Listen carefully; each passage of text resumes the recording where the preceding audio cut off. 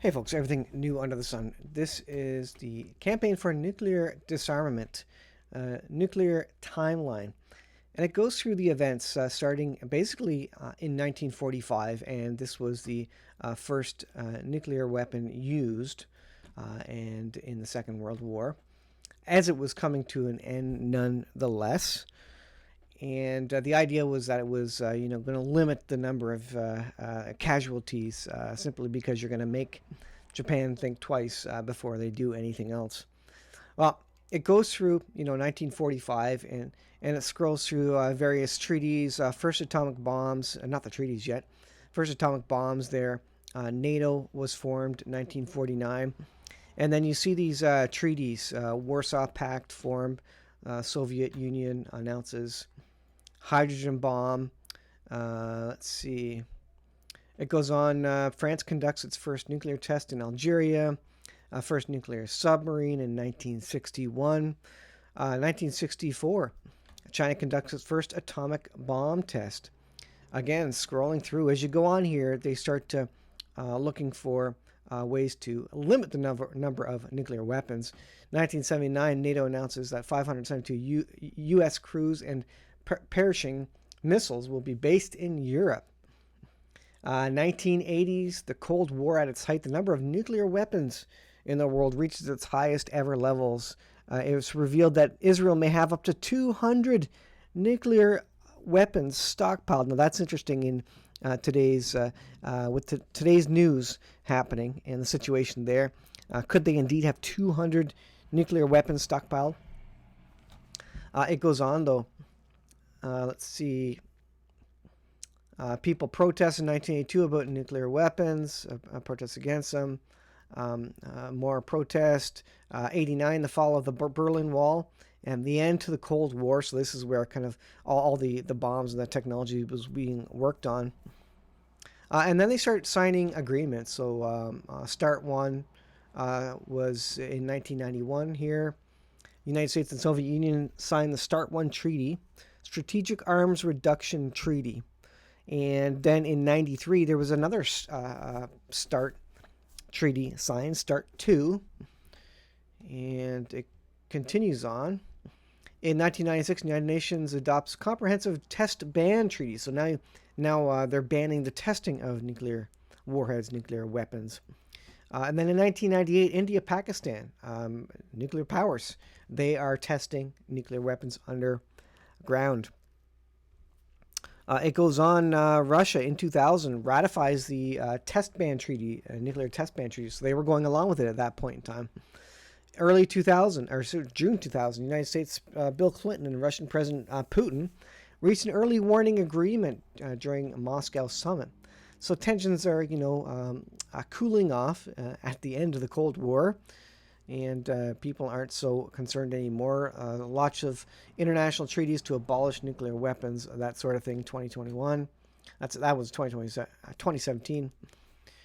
Treaty on prohibition of nuclear weapons enters into force from January 2021. And look at this, March 2021, UK government announces it will increase the number of nuclear warheads by over 40%. So all of a sudden, there's a start in an increase in nuclear weapons. That's interesting because let's take a look at this. Putin signs law revoking nuclear test ban treaty. So now they're out of the treaty and now they can test nuclear weapons and they're not part of this agreement anymore. So they can do what they like. Interestingly, and they say, well, because the U.S. failed to ratify it. Why did the U.S. fail to ratify it? Well, the U.S. is working on their own nuclear weapons. Check this out. This is AmericanMilitaryNews.com. Pentagon pursuing nuclear bomb 24 times more powerful than the one dropped during World War II, Nagasaki and Hiroshima. 24 times more powerful. The Defense Department announced Friday it is pursuing the development of a nuclear bomb that is 24 times more powerful. The military is working towards a modern variant of the B-61 nuclear gravity bomb called the B-6113, but the initiative is awaiting congressional authorization. So interesting. There's an arms race here. Talking about the Cuban Missile Crisis and all these sorts of things. There's a significant arms race will we start seeing commercials or public service announcements, I guess, about duck and cover and these sorts of things, and maybe you should make your own safe house or safe room. In Israel, it's now mandated that every house has a safe room in it because of all the incoming rockets.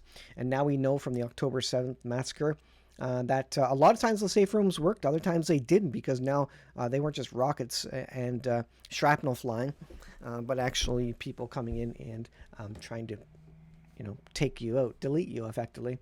And a lot of the doors on these safe rooms weren't lockable, and that was one case. So Russia, U.S. heading and building nuclear weapons again. Interesting. This is War News 247. Critical speech by Nasrallah. Hezbollah enters the war. Now, Nasrallah is going to do a speech tomorrow.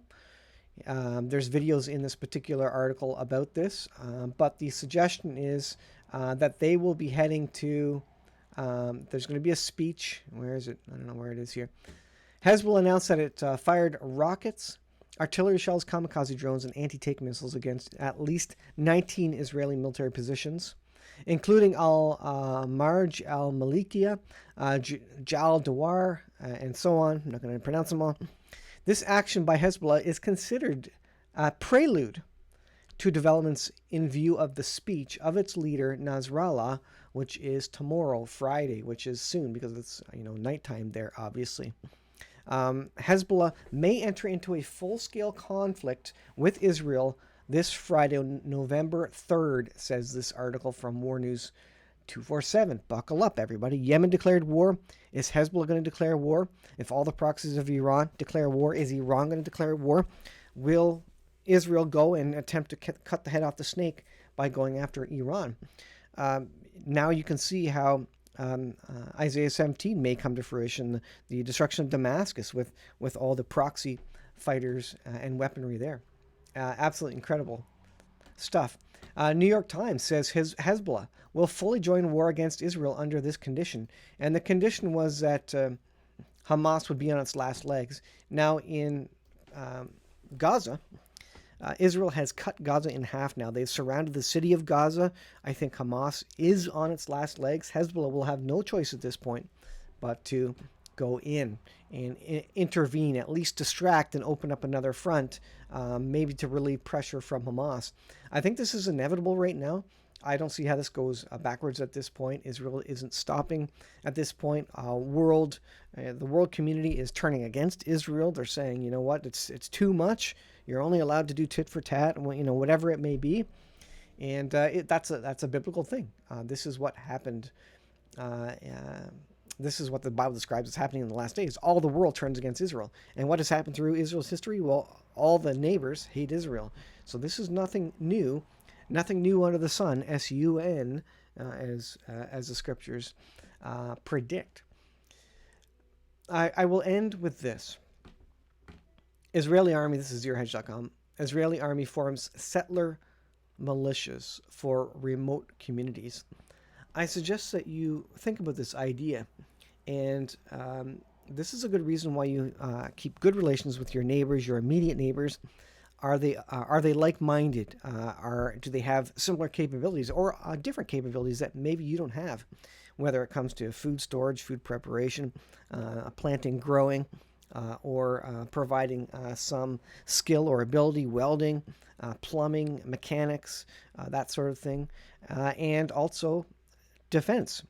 Is your neighborhood, just like the community watch, that's a form of defense, right, against burglars and other criminals or criminal activity. Likewise, you should have a community watch and in your community where you can band together and provide some defense as well for your local community. The Israeli army is recruiting settlers who have not undergone military service in order to post them as defense militiamen in settlements they reside in. Folks, when the economy crashes, when things go sideways, people will be desperate. They will be roaming around in gangs, probably. They will be desperate. They will not have any food or money. They will be looking for what you have. And if you have lights on in your house, if you look like you've got some money, or if you look look like if you've got food. If in the winter, there's smoke coming in your chimney, maybe they figure you've got some nice heat in there they might like, or some wood or some fuel of some sort. They may be coming to look for something you have. So, folks, be prepared. You need to find people of like-minded folks to prepare, to be defensive and offensive, and to help you through hard times. And this is what happened during the Great Depression. People had to band together. They had to barter with their hands, use the skills they had. And who came out on top? If you watch the video by that guy talking about the Weimar Republic, it was farmers that came out on top. They didn't accept the cash. The cash was worthless. They bartered for other things, and they were some of the richest folks during that period of time. So, folks, I'll leave it there. Be prepared. A nuclear war is coming. Several different chapters in the Bible seem to describe a time when nuclear weapons are used.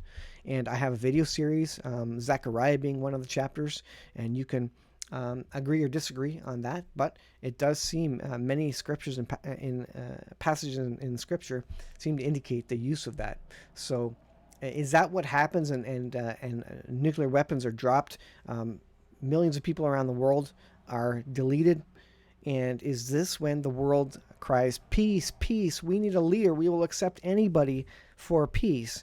And is this when the Antichrist steps into position and says, I'll be your leader, I'll be your king, worship me, bow down to me, take the mark, take this new mark, I'm not going to call it mark of the beast, take this thing, agree to give up your sovereignty, and we'll make a world community, and everything will be awesome. I will bring peace and I will feed you. And the world will accept that. They will be desperate. They won't have any other choice. They don't think anyways at that time. And that's what the Bible predicts as coming in the near future. Thanks for watching. We'll leave it there. We'll see you in the next video.